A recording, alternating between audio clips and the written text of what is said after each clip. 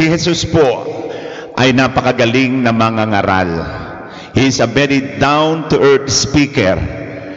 At alam niya ang mga nararanasan ng tao. He always would like to use the ordinary things, the ordinary experience to bring out the message of the good news. At dito po sa banal na ebanghelyo ngayon ay practical siya. He's quite aware na hindi po natin naiwasan bilang tao, human condition, na lagi tayong nagkakameron ng di pagkakaunawaan. Hindi maiiwasan yung pagkakameron ng magkakaibang opinyon. May mga pagkakataong nasasaktan natin ang bawat isa. May mga pagkakataon na merong pag-aaway, merong pagtatalo, at merong nagkakasala at nagkakamali. Pero ang problema po niyan, we always cling to all the negative feelings and the negative emotion. At kahit po yung pagpapatawad, napakahirap sa atin, sapagkat we always cling to the past. We always remember the hurt. Pero parang sinasabi ng Panginoon, it's not forgetting the past, but remembering the past in a different perspective. Ating aalalahanin yung nakaraan, pero sa naiiba.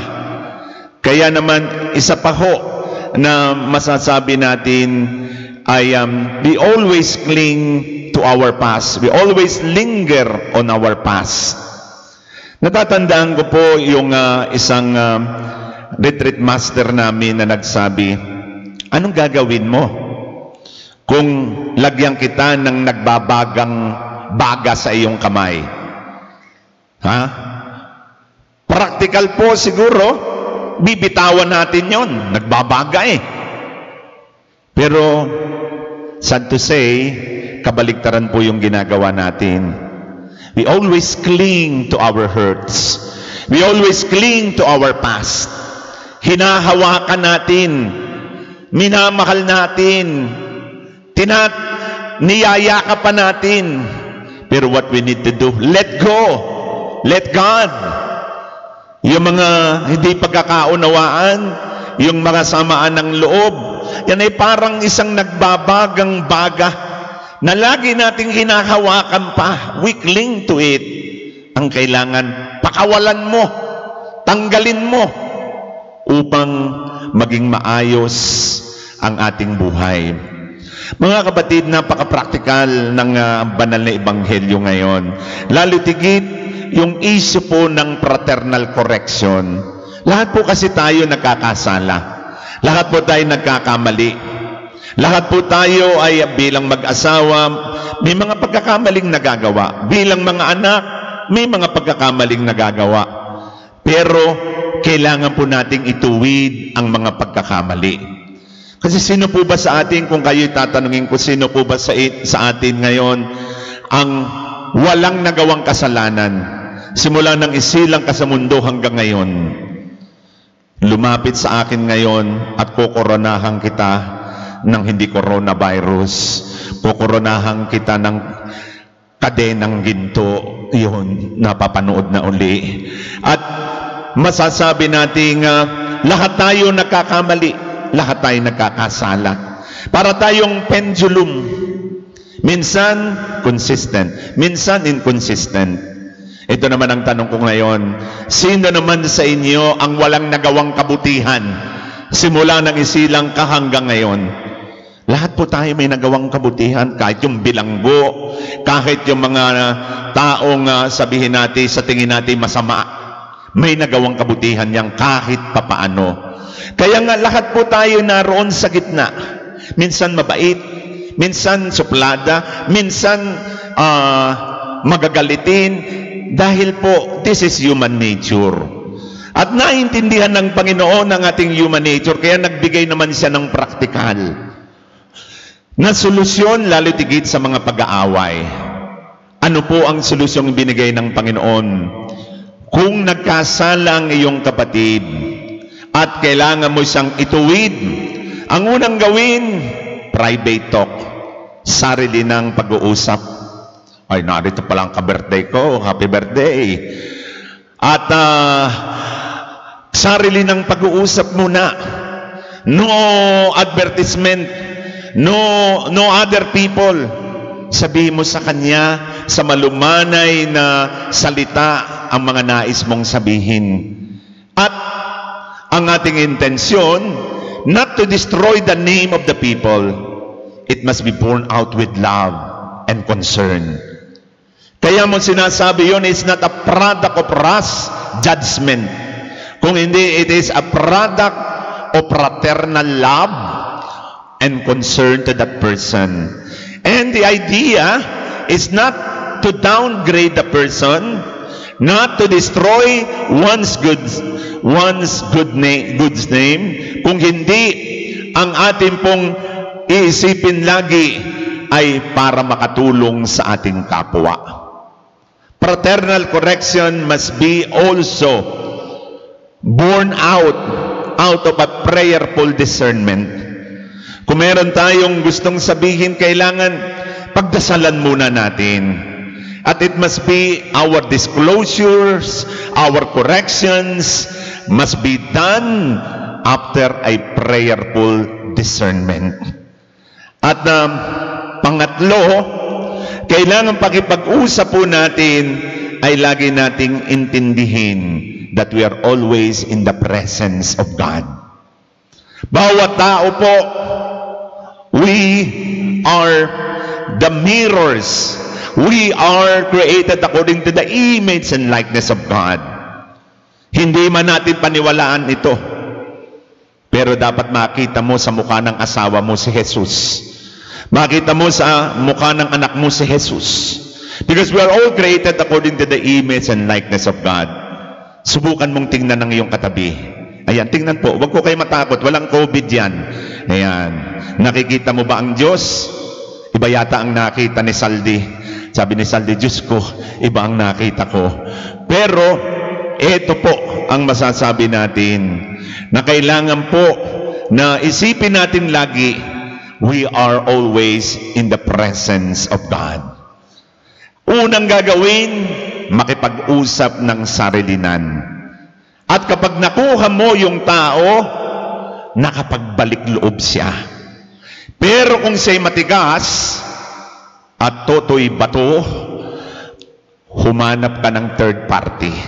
A go-between, kabarkada, katropa, kakilala, napapagitna sa inyo, na masasabi nating magiging arbiter.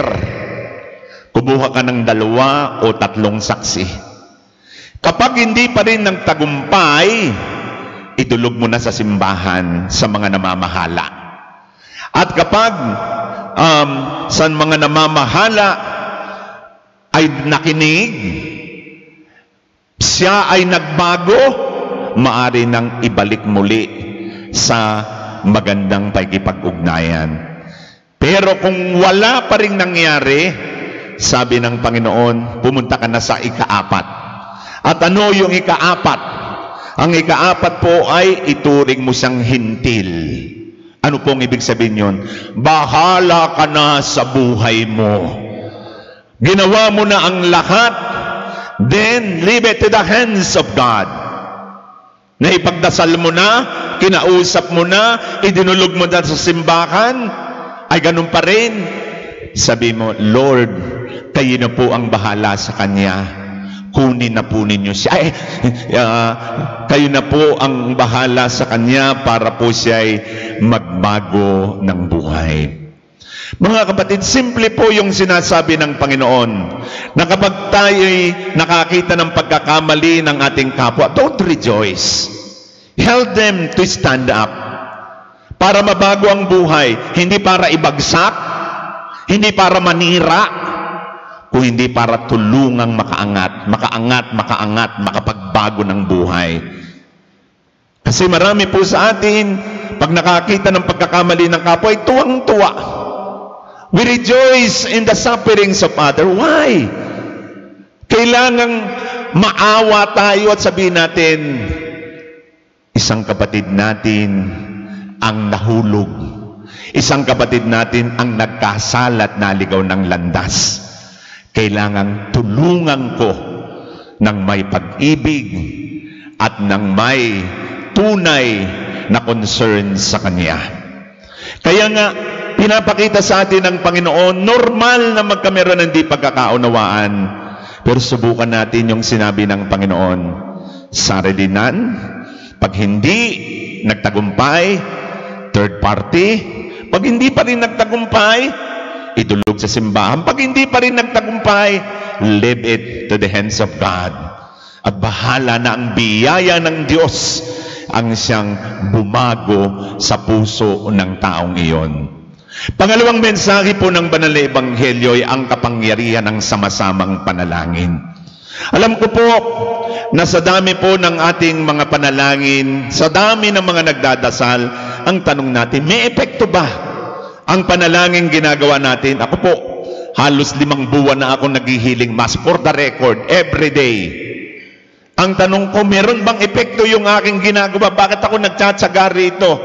Tuwing alas 9, araw-araw, pagkatapos Sabado at Linggo, may meditative rosary, may holy hour pa mamaya. Bakit ko ginagawa ang lahat? Because I believe in the value of prayer. Because I believe in the value of prayer of intercession. Ang panalangin ng sambayanan ang siyang magtatanggal ng pandemya. Malapit na pong matapos ang laban natin. Huwag tayong bibigay. Sapagkat sa panahong ito, isipin natin, hindi tayo pinarurusahan ng Diyos. Sinusubukan lang tayo. Hanggang saan tayo kakapit kay Lord? Hanggang saan tayo mananampalataya sa Kanya? And we believe in the value of prayer. How can I just compare this? Ganito po yan. Ano po ba ang nagagawa ng isang walis tingting? Ang nagagawa nito, pag tinanggal mo, pinutol mo, pag hindi pantutuli, ay di pantinga. Yun lang ang kayang gawin. Pero pag pinagsama-sama mo ang walis tingting, nakakalinis. Ng mga ebak, ng mga aso ko dyan, yan. Pag winalis mo, ayan, natatanggal. At gayon din po, makita natin there is strength in unity. Kasi in mathematics, 1 plus 1 equals 2. But in synergy, 1 plus 1 can be 3, can be 5, can be 10. Because there is power in praying together. Alam po niyo, sa dami po ng tinatanggap kong text messages araw-araw, 7,000 to 8,000 po ang binabasa kong text messages araw-araw. Naluluha ako doon sa mga sharing nila na gumagaling. Kahapon na lamang po merong COVID na pumunta rito na gumaling na. Ay sa tuwa po ako, yayakapin ako. Sabi ko, wag na po. Wag na po. Hindi po ako takot sa inyo. Pero sa totoo ay takot po ako. At sabi ko, sumunod po tayo sa protocol. Pero ang katotohanan po ay nag-iingat din po tayo. Pero tuwan-tuwa po siya simula daw nang siya ay 3 linggong nagrosaryo at sumama sa panalangin ng libo-libong mga tao. Nakaranas siya ng kagalingan. 50-50 na. Sabi niya, 1 bulati na lang po ang hindi pumeperma. Ay mabuti, hindi pumirma, ay absent po. Ay salamat. Kaya naman po, ito po ay isang paalaala po sa atin.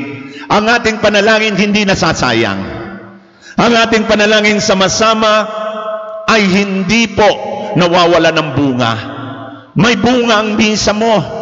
May bunga ang mga pagrorosaryo natin. May bunga ang ating pagdadasal.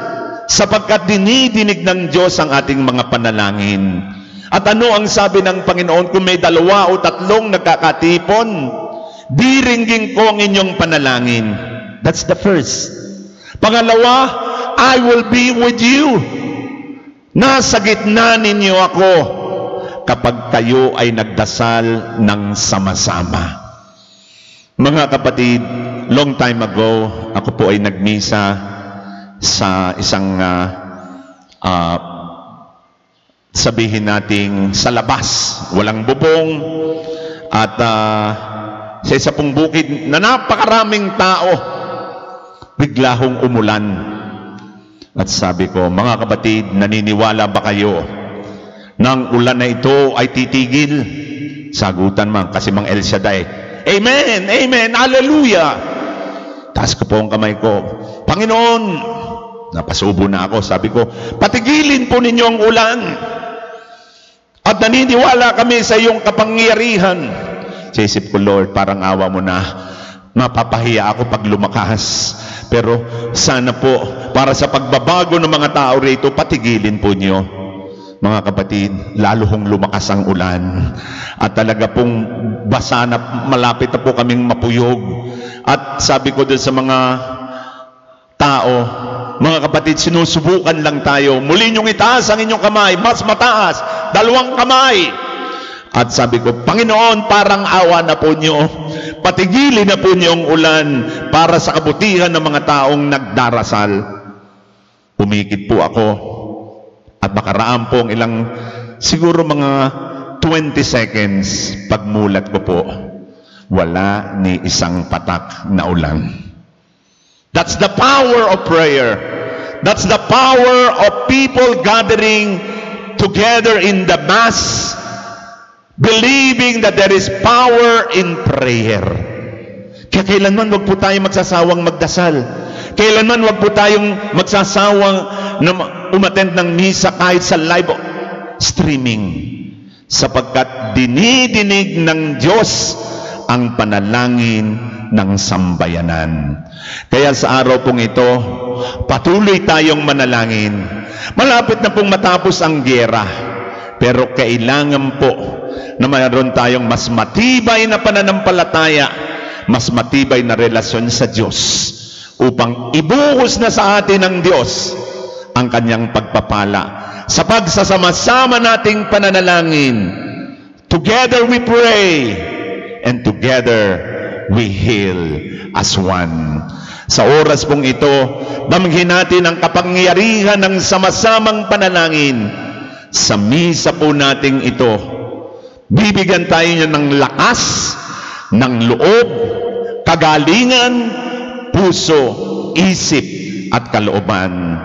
The family that prays together stays together. Amen.